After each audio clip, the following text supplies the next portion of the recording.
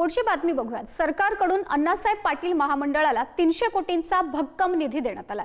मराठा तरुणांसाठी मोठा दिलासा आहे। सरकारकडून रोजगार योजनांना चालना दिली गेली आहे। स्वयंरोजगार आणि उद्योजकतेला गती देण्यासाठी 300 कोटी वर्ग करण्यात येणार आहे। अर्थसंकल्पात मराठा समाजासाठी 750 कोटींची तरतूद करण्यात आली आहे।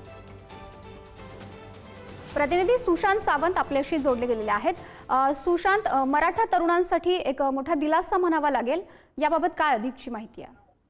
माधुरी, आपण जर बघितलं असेल तर अर्थसंकल्पात मराठा समाजासाठी जवळपास 750 कोटींची तरतूद जी आहे ती करण्यात आली होती।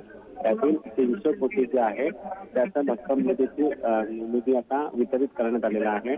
अण्णासाहेब पाटील आर्थिक विकास महामंडळाला खऱ्या अर्थाने हा 300 कोटींचा निधी जो आहे तो वितरित करण्यात आलेला आहे। आणि यामुळे मराठा तरुणांमध्ये एक आनंदाची बाब आहे। याचं प्रमुख कारण म्हणजे रोजगार निर्मितीसाठी याचा उपयोग करता येणार आहे। स्वयंरोजगार आणि उद्योजकतेला गती देण्यासाठी खऱ्या अर्थाने हे 300 कोटींची निधी जो आहे तो वितरित करण्यात आल्याची आपल्याला माहिती मिळते। आपण जर बघितलं असेल तर मागील काही दिवसांपासून मराठा समाज जो आहे तो आक्रमक होता, आंदोलनाच्या पवित्र्यात देखील होता। मात्र त्याआधी सरकारनं अर्थसंकल्पीय बजेटमध्ये 750 कोटी देऊ अशी घोषणा केली होती।